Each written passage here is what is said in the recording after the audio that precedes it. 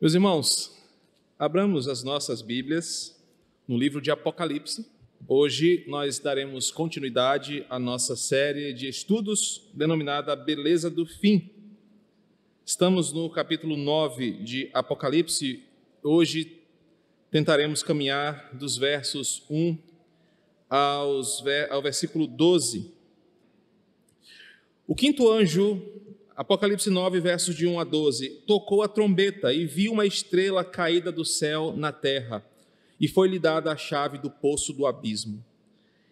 Ela abriu o poço do abismo e subiu fumaça do poço, como fumaça de grande fornalha. E com a fumaceira saída do poço, escureceu-se o sol e o ar.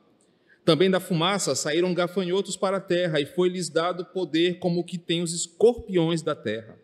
E foi-lhes dito que não causassem dano à erva da terra, nem a qualquer coisa verde, nem a árvore alguma, e tão somente aos homens que não têm o selo de Deus sobre a fronte.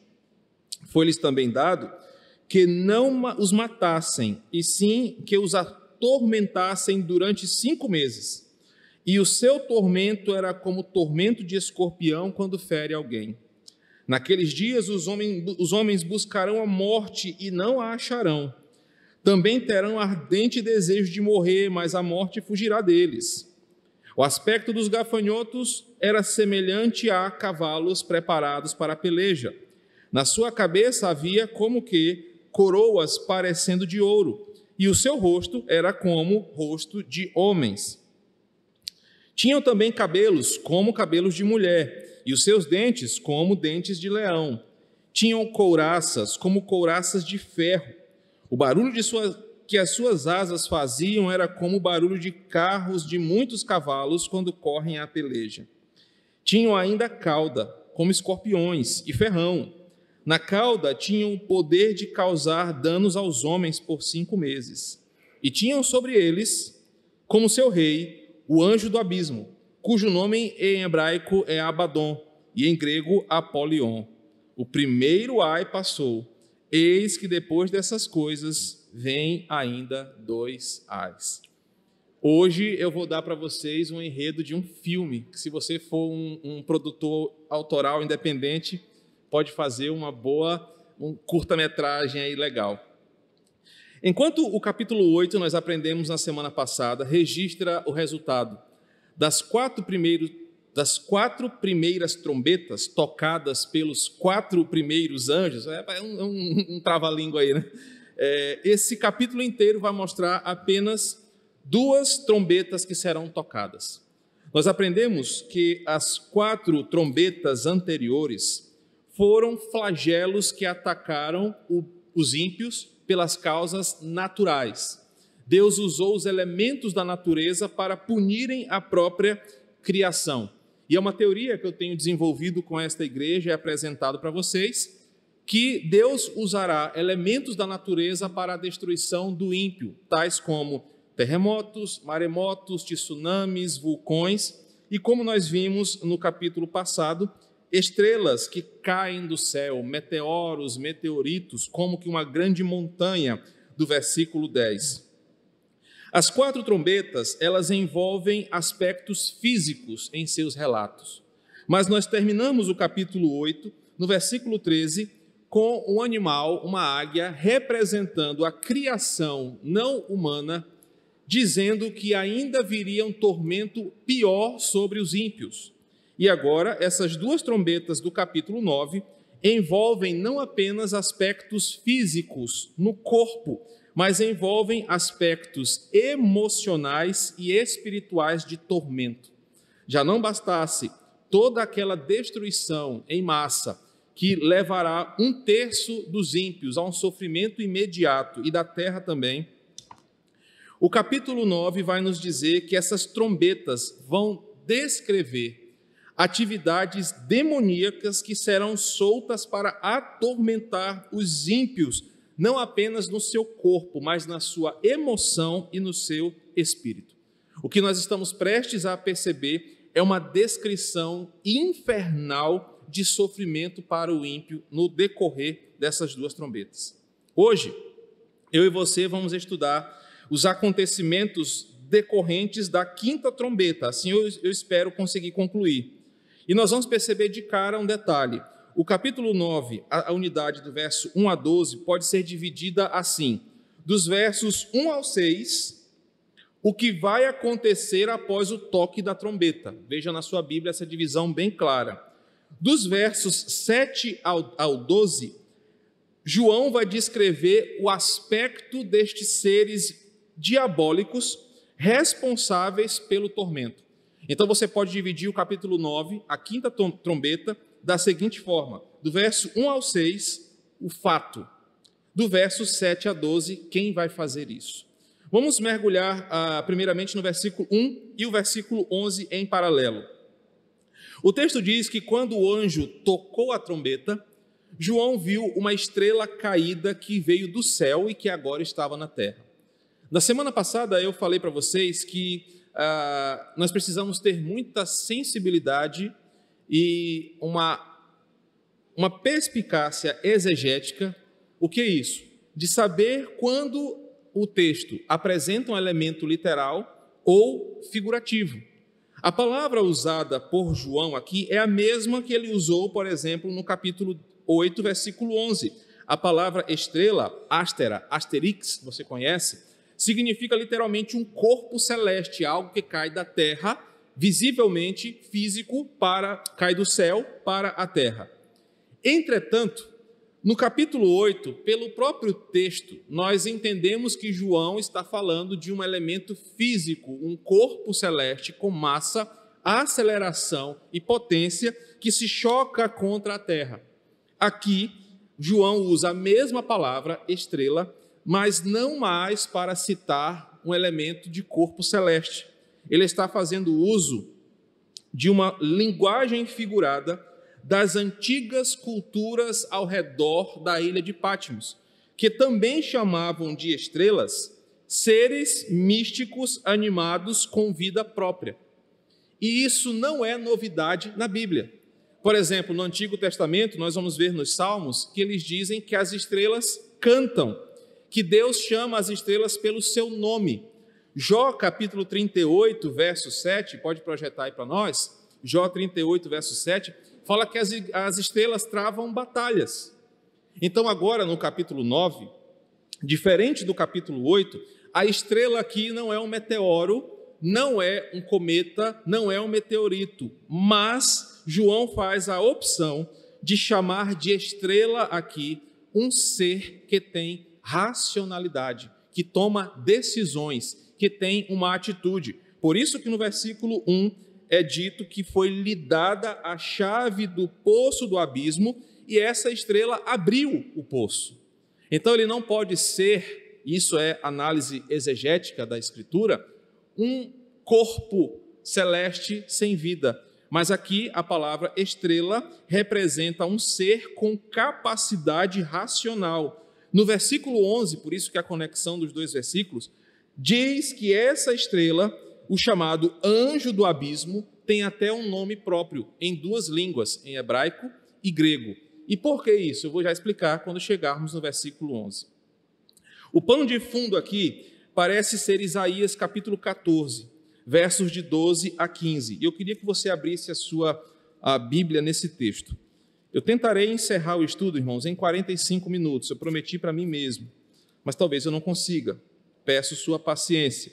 Isaías 14, versos de 12 a 15. Diz assim: Como caíste do céu, ó estrela da manhã, filho da alva, como foste lançado por terra, tu que debilitavas as nações. Tu dizias no teu coração: eu subirei ao céu, acima das estrelas de Deus, exaltarei o meu trono, e no monte da congregação me assentarei, nas extremidades do norte. Subirei acima das mais altas nuvens e serei semelhante ao Altíssimo. Contudo, serás precipitado para o reino dos mortos, para o mais profundo do abismo. Parece que João está em mente a profecia e o texto de Isaías. E também ele concorda com o que Jesus falou em Lucas 10, 18, que Jesus viu Satanás cair do céu como uma estrela, como um relâmpago, de novo como um corpo celeste.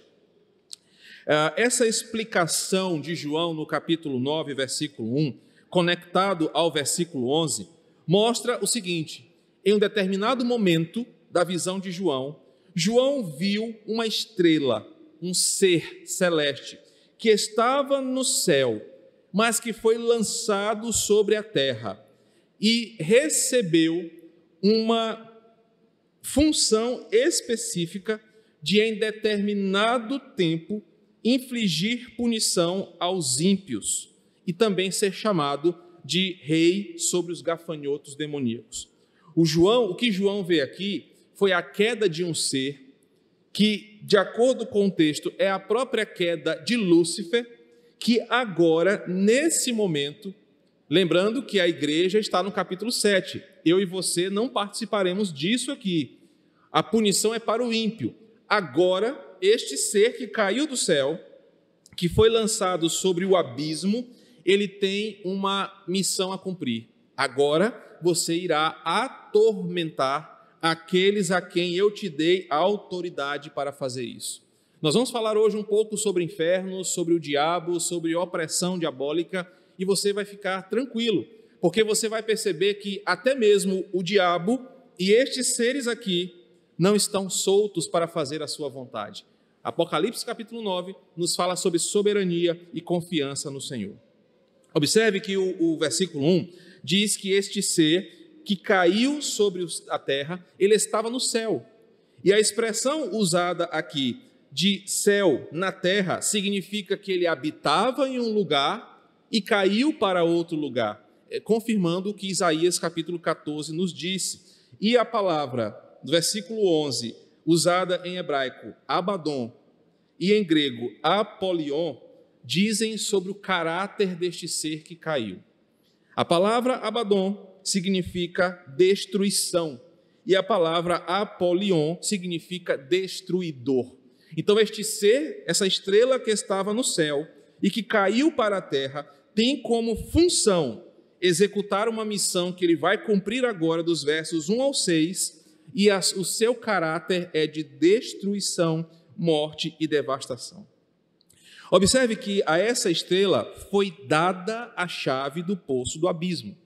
O que isso significa? O que o texto quer ensinar? Em primeiro lugar, observe as ênfases.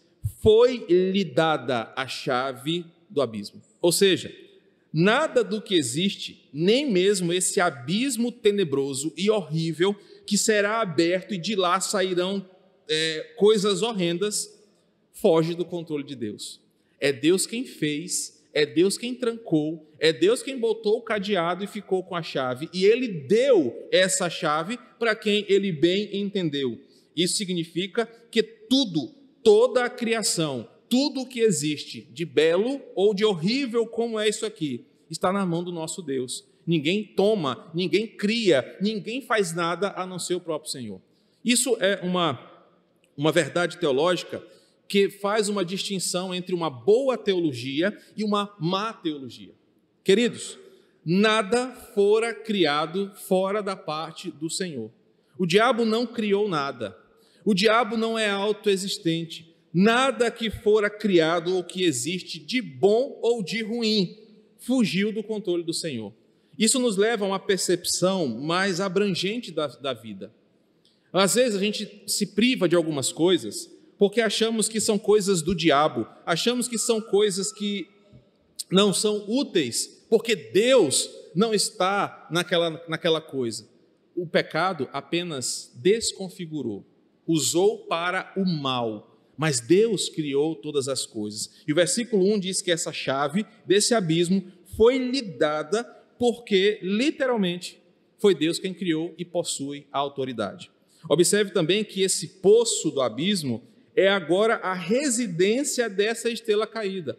Então, irmão, o diabo não habita na choperia Marcelo, o diabo não habita na casa da sua sogra, o diabo não habita no seu condomínio, o diabo está nesse lugar reservado e destinado para ele. Ele está nesse lugar e esse lugar está fechado com chaves e um cadeado que ainda não for aberto. Isso me responde uma pergunta: pastor, hoje o inferno está fechado? Sim e não, porque nós já aprendemos que João está vendo uma coisa paralela ao nosso fluxo temporal. Mas no dia 20, que dia é hoje? Não sei que dia é hoje. Dia 10, eu não sei, eu estou perdido, gente. 11 de dezembro de 2021.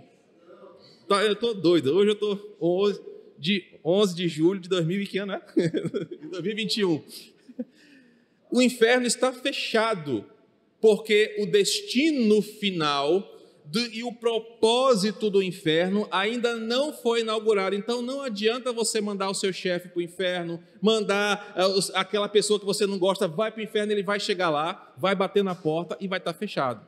Assim como, da mesma forma, o céu ainda não foi inaugurado. Pastor, então dá uma pausa aí. O ímpio, quando morre, ele vai para onde? Na cultura bíblica, ele vai para o chamado Sheol, o mundo dos mortos, já sofrer os seus tormentos iniciais. Assim como o crente vai para o paraíso. Lembra de Jesus, lá no ladrão na cruz? Hoje você vai estar comigo no paraíso. O céu ainda não fora inaugurado, porque o céu será inaugurado pela igreja de 1 Coríntios capítulo 15, quando todos entrarmos para celebrar as bodas do Cordeiro. E assim como Apocalipse vai descrever quando o inferno será inaugurado. Então, o poço do abismo aqui é a residência dessa estrela caída, que fora construído, fora lhe dada a chave para que ele execute uma missão. Se você observar Apocalipse 1,18, você vai confirmar o que eu estou dizendo. Apocalipse 1,18 diz que Jesus é quem tem as chaves da morte e do inferno.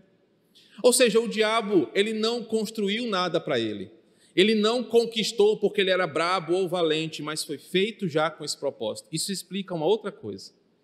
Por que Deus criou o diabo? Eu poderia me estender mais nessa observação aqui, mas não posso. O tempo não permite. Provérbios 16, versículo 4, diz que Deus cria tudo para determinados fins, inclusive o ímpio para o dia do juízo. A teologia, ela não tem fios soltos, e ela explica por que Deus criou o diabo, por que Deus criou o mal e permitiu a entrada do mal no mundo. É chamada a doutrina da providência divina, ou a chamada teodiceia. Uma das coisas que a teologia explica é que quando Deus, na sua soberania, sabia que existiria o pecado, o mal entraria no mundo angelical e no mundo terreno, existiria um ser com capacidade moral para executar a liberdade de vontade contrária. Deus já tinha traçado todo o plano. Ou seja, Satanás, antes mesmo de pensar em cair, ele já fazia parte de um plano divino. Você vai ser o instrumento que vai trazer o mal para o mundo dos homens, e você será punido por isso, porque você está executando a sua liberdade contrária contra a minha santidade. Então, a beleza da Escritura é que ela não deixa nada solto. E quando nós lemos Apocalipse 9, versículos 1 e 11, nós entendemos inclusive uma coisa: o diabo tem permissão para fazer o que ele tem feito. O diabo teve permissão para fazer o que ele fez, mas agora nós vamos perceber que Apocalipse irá trazer o seu juízo, a sua punição. Então, se nós observarmos Apocalipse 9, versículo 1 e versículo 11, nós vamos perceber que o diabo, ele é chamado de rei sobre os demônios. Mas Jesus já disse isso sobre ele. Jesus chamou ele de príncipe deste século. Potestade do ar é uma outra nomenclatura que Paulo dá para ele. Mas observem que essa estrela fora expulsa do céu, Mateus 10, 25, para residir no abismo. E você precisa entender que Deus tem tudo sob o seu controle.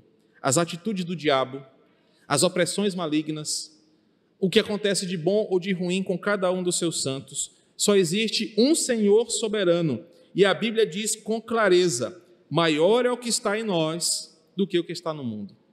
O versículo 1, então, é importante para os crentes, porque diz o seguinte: o diabo existe, ele é um elemento histórico e não da ficção. Jesus confirma a sua queda, a Bíblia fala sobre a sua queda, João presencia esse momento.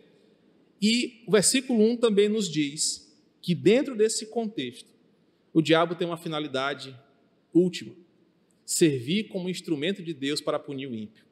Ou seja, você que está me escutando, que faz o que o diabo gosta, coitado de você, porque no final você será atormentado por ele e pelos seus anjos. Mas nós que somos crentes, nós não participaremos disso aqui. Porque lembrando, nós estamos num culto lá no céu e os ímpios estão sofrendo pelo príncipe das trevas que está agora liberando uma investida satânica dos seus gafanhotos, que nós vamos já descobrir quem são. Um detalhe importante, nem Satanás, nem os gafanhotos podem fazer o que querem. Siga a linha aí. Versículo 1, foi-lhe dada a chave. Versículo 4, e foi-lhe dito. Versículo 5, foi-lhe também dado. Versículo 5, também foi-lhe dado. Em nenhum desses versículos, você percebe que o diabo ou os demônios têm autonomia. Isso significa dizer que nem Satanás e nem os demônios podem descumprir uma ordem que foi dada e muito menos fazer o que bem entendem. Eles serão soldados com uma missão e eles devem cumprir cabalmente. Isso é um problema, porque não vai adiantar o ímpio pedir que os demônios peguem leve com eles, porque eles não podem pegar leve, porque eles têm uma missão a cumprir. E muito menos os demônios despejarão toda a sua maldade contra uma pessoa, porque existe um limite. E isso reflete o que para nós? Até mesmo nas ações demoníacas, Deus tem controle. Satanás só fará o que Deus permitir, nem mais e nem menos. Isso para o ímpio é terrível, porque não adiantará ele clamar, não adiantará ele suplicar. Fora dada uma ordem para aqueles demônios: atormentem, façam sofrer, provoquem dores e angústias. Não adianta o ímpio clamar: tá bom, eu me arrependo, eu não quero mais, por favor, tenha misericórdia. O demônio está cumprindo uma ordem. Mas também os demônios não poderão fazer mais do que fora lhes dito. Versículo 2. Aqui nós podemos ver o entrelaçamento da teoria que eu tenho apresentado. Deus usa eventos naturais, só que agora com um teor espiritual horrível. Esta habitação de demônios, um abismo, um poço, literalmente um buraco cavado na terra, cuja tem uma tampa com um grande cadeado, versículo 2, é aberta pela chave que fora dada por Deus para este anjo que caiu sobre a terra. Quando ele abre o poço, João usa a palavra abismo pela segunda vez. Literalmente, a palavra abismo aqui era uma menção de o lugar dos mortos, a habitação dos espíritos malignos. Não é a mesma palavra usada para poço de água, mas a palavra poço do abismo significa, dentro da cultura folclórica e mitológica do mundo antigo, buracos da terra que eles diziam que lá habitavam espíritos malignos, habitação do mal. Eram buracos tão fundos na terra que o homem não conseguia chegar no fundo e, de acordo com o folclore, lá habitavam os demônios. O que João vê? Que esses abismos, esses poços, agora foram abertos. E quando esses poços são abertos, o que acontece é terrível. E não é a primeira vez que essa palavra aparece. Se você olhar Lucas 8:31, você vai entender por que os porcos, os demônios que estavam nos porcos, pedem para que eles caiam nesse abismo. E quando você estuda aquele texto, eles se lançam no mar, os corpos dos porquinhos caem no mar, mas os demônios pedem para ir para esse abismo. Ou seja, João não está ali doidão de alguma erva que ele sentiu cheiro lá em Patmos. João está vendo uma conexão espiritual em tudo. João está trazendo uma clareza para o povo de Deus sobre uma realidade que a gente não acredita. Existe um inferno e ele está vendo onde isso está estabelecido. E ele chama de poço do abismo. Agora eu quero que você imagine essa cena comigo. O inferno está sendo escancarado à vista das pessoas. Ele descreve assim: uma fumaça densa sai desse buraco. Agora imagina a fumaça e com essa fumaça, vultos infernais que são liberados desse abismo. São tantos, a fumaça tão densa, tantos demônios e vultos que saem à luz do dia, que a sua presença obscurece o sol e pesa no ar. A respiração das pessoas fica pesada. Há uma negritude espalhada pelo mundo. O odor deste poço, desta fumaça que sobe do versículo 2, o calor, o fogo, os vultos produzem mau cheiro, produzem um fedor e um calor insuportável. Doenças são liberadas desse buraco que estava fechado há muito tempo. O habitat humano se torna caótico.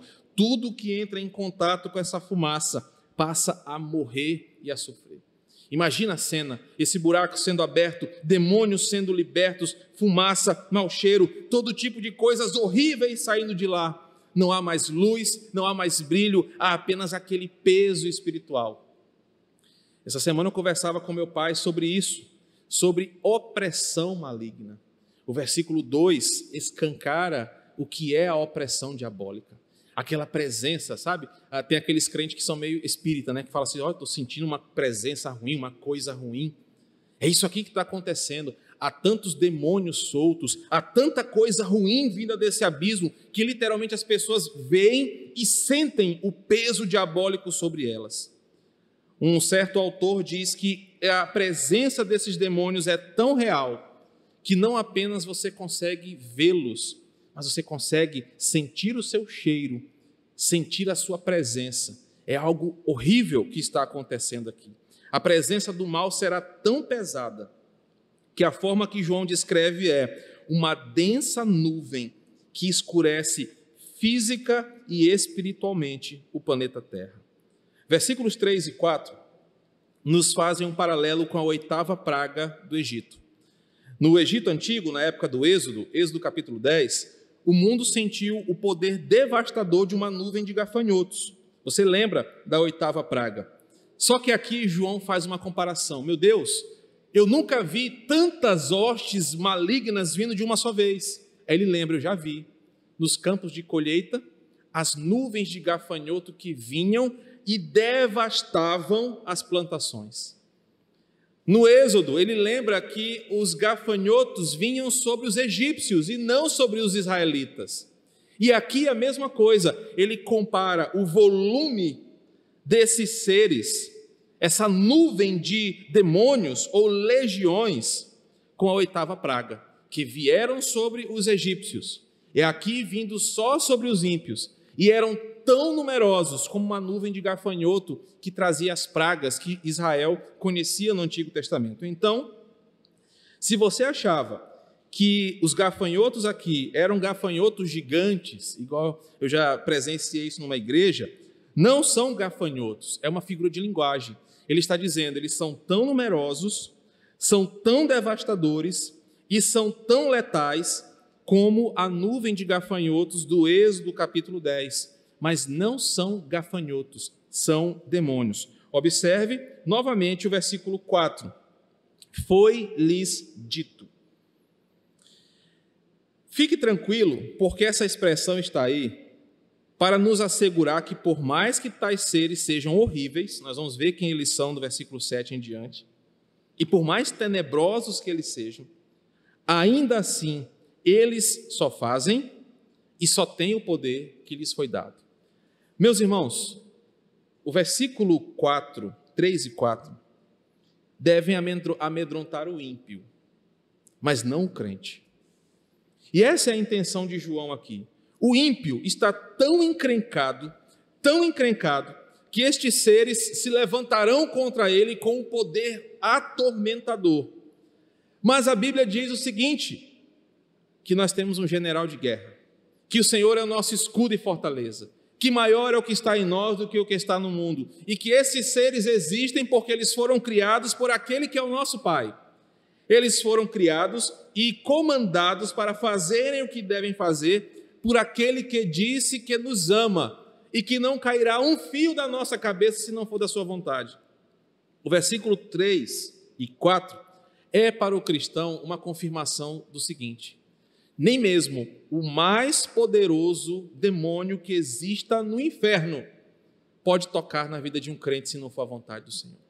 E é por isso que eu não entendo, não concordo e reprovo qualquer tipo de teologia que coloque o cristão à mercê das investidas do diabo, fazendo com que o diabo pareça ser maior do que a fé em Cristo. A teologia neopentecostal desenvolveu a chamada batalha espiritual, onde o crente vive com medo do diabo e desenvolve um chamado pansatanismo. Está de noite assistindo televisão, aí o galão de água faz lá no... Satanás está lá na cozinha. Ou então o ar-condicionado dispara, meu Deus, é um demônio. Tem crente que vê diabo em tudo, é na camisa do irmão, no livro, é no CD, é no rótulo de Coca-Cola, e tem medo do diabo, e só fala do diabo. Tem igrejas que se você fizer um acordo com o pastor, vamos fazer um acordo, hoje o senhor não vai tocar no nome do diabo. Não tem culto, porque o diabo é o elemento central dessas igrejas. E o que os versículos 3 e 4 estão nos ensinando hoje é o seguinte: existem seres espirituais horríveis, existe uma realidade espiritual terrível, horrenda, mas nenhuma delas, ou todas elas juntas, podem tocar no fio de cabelo do ungido do Senhor. Meu irmão, você não tem que ter medo do diabo, que fique isso registrado aqui na internet. O diabo não tem poder contra você, porque quem está na sua frente é o Cordeiro de Deus. O diabo pode vir do jeito que ele quiser, mas quando ele olhar para você, ele vai ver a marca do sangue de Cristo e ele não tem poder para ficar. Por isso você, crente, não deve ter medo do diabo. A Bíblia fala para você fugir do diabo, porque você, como homem, não pode vencê-lo, mas maior é o que está em nós do que o que está no mundo. Por isso, na hora da aflição, na hora da opressão, na hora do medo, na hora das investidas satânicas, você não deve se levantar e dizer, não, eu sou miseravão, vou sair no braço com o diabo aqui e vou ver. A Bíblia não ensina isso. A Bíblia ensina para você clamar o nome de Jesus. E quando você clamar o nome de Jesus, o inferno treme. Quando você clama o nome de Jesus, ele se levanta como o verdadeiro leão da tribo de Judá. Sob o seu rugido, o inferno treme, os demônios fogem.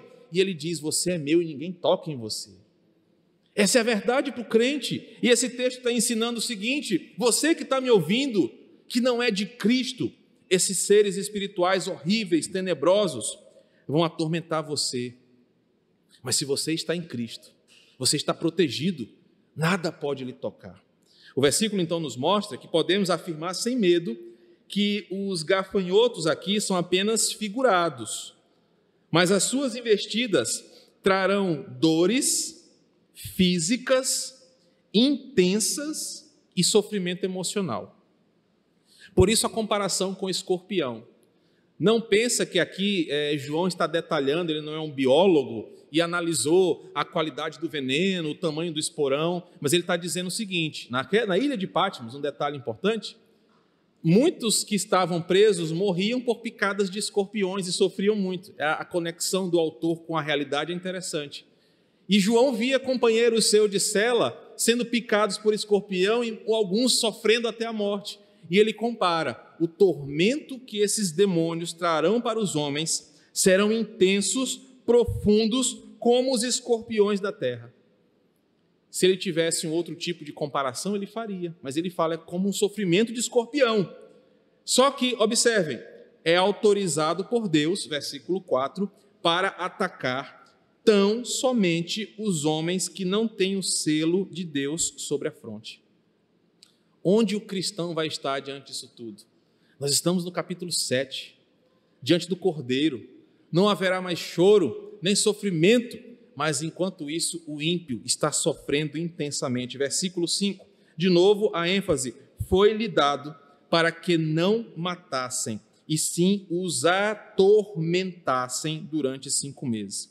Nesse versículo nós percebemos como será terrível para o ímpio sentir na pele a ira de Deus. Os demônios não poderão ter compaixão mesmo se quisessem, eles não vão querer ter compaixão. Imagina, estão há séculos presos no abismo, agora são liberados e dito a eles, façam o que vocês mais sabem fazer, atormentem, tragam dor e sofrimento. Eles vão com sangue no olho para fazer as pessoas sofrerem.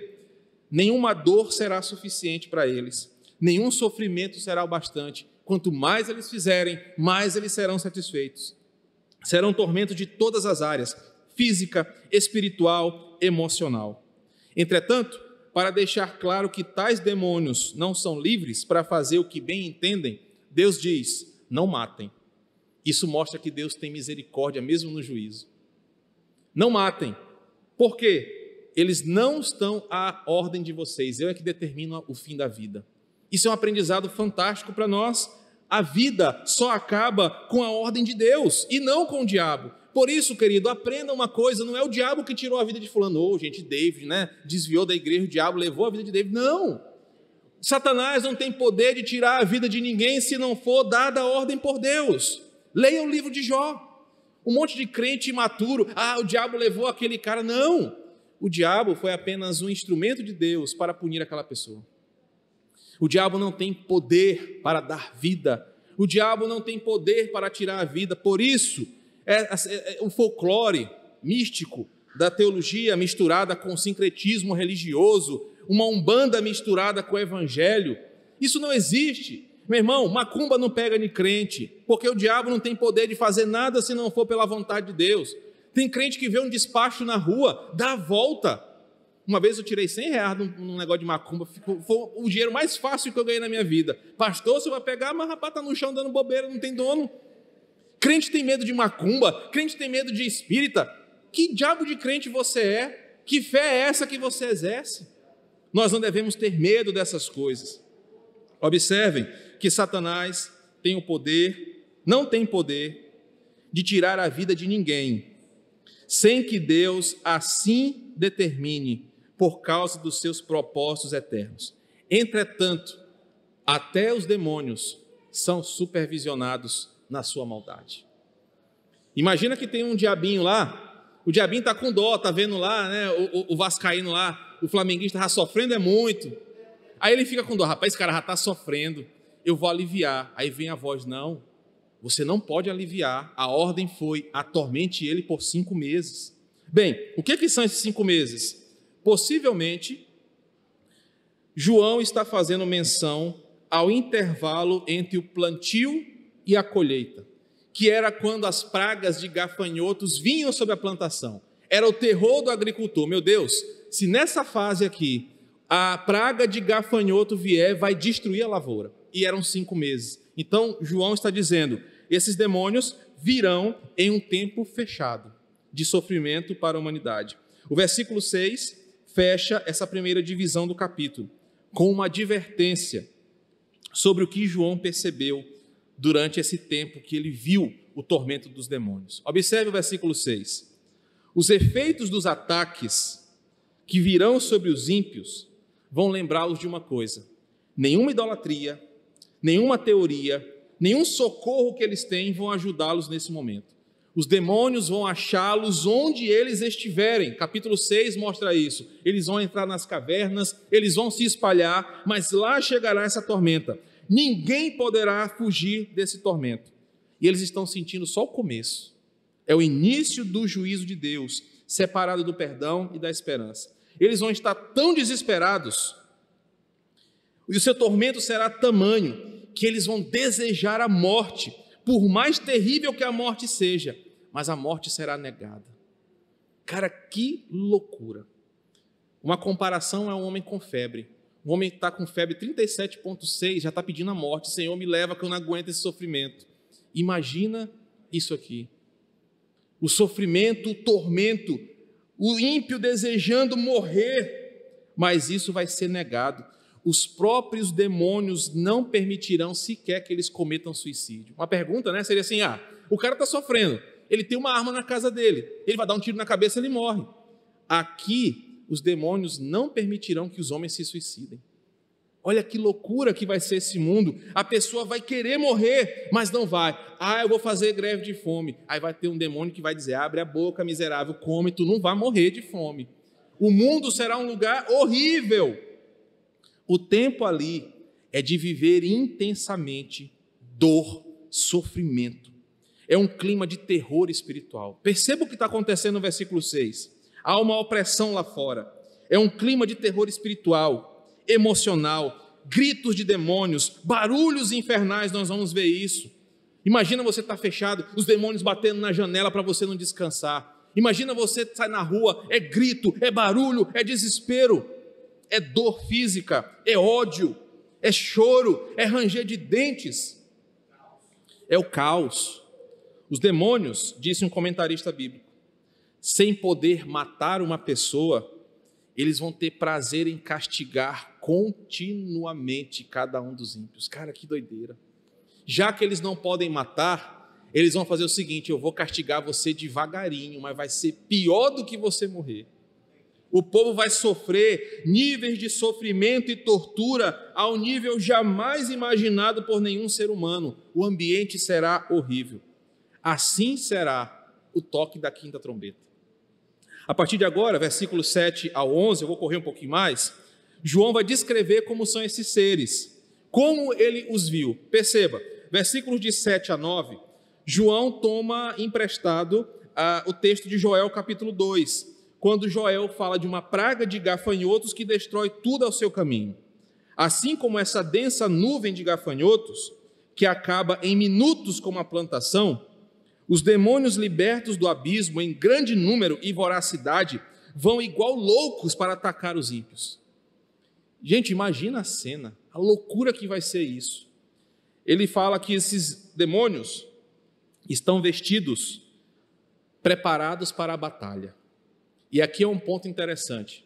Geralmente nos filmes de Apocalipse, sempre tem os humanos da resistência, que vão e atacam, por exemplo, de invasão alienígena, que eu gosto desse tipo de filme. Sempre tem uma equipe que consegue achar o ponto fraco dos ETs e derrotá-los.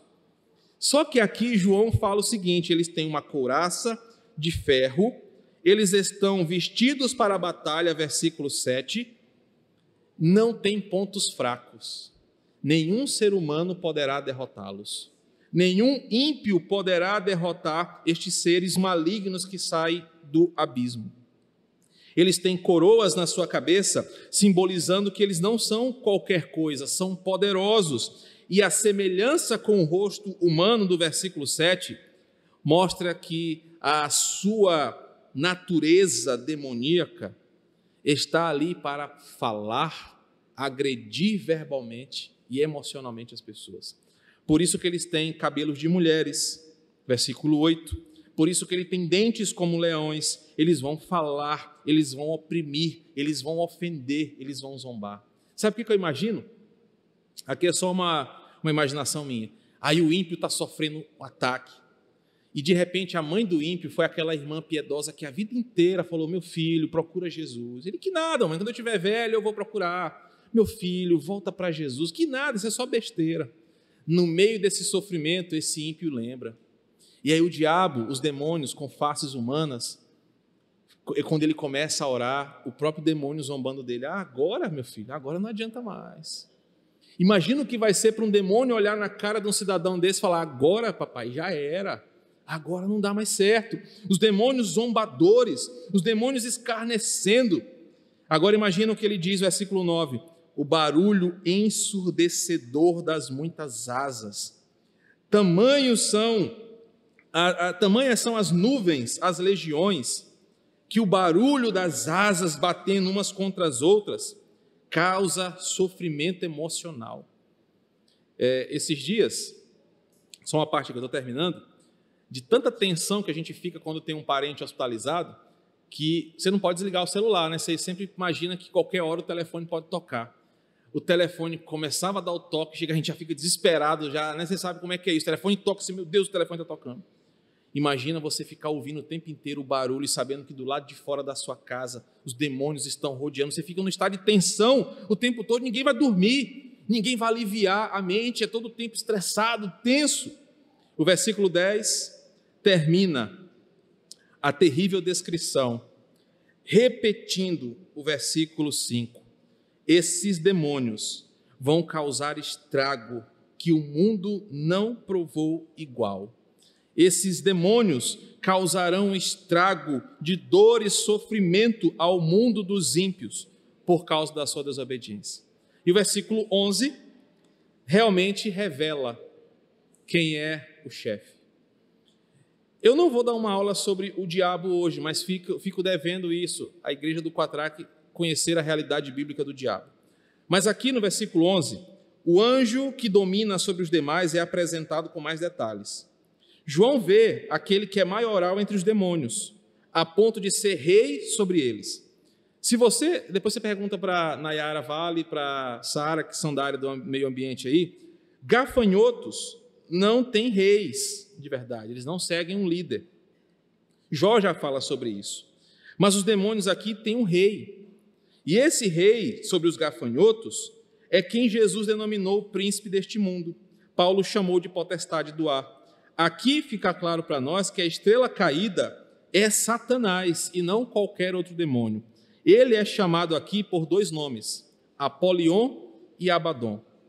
A Bíblia apresenta outros nomes para Satanás: antiga serpente, diabo, tentador, inimigo, adversário, dragão, enganador, acusador, Beelzebu, maligno, Belial. Todos esses nomes descrevem um pouco do que o diabo faz. Por isso, erram e caem no engano aqueles que fazem algum acordo com o diabo, aqueles que vendem suas almas ao diabo, aqueles que esperam alguma coisa dele, porque todos esses nomes refletem o seu caráter infernal.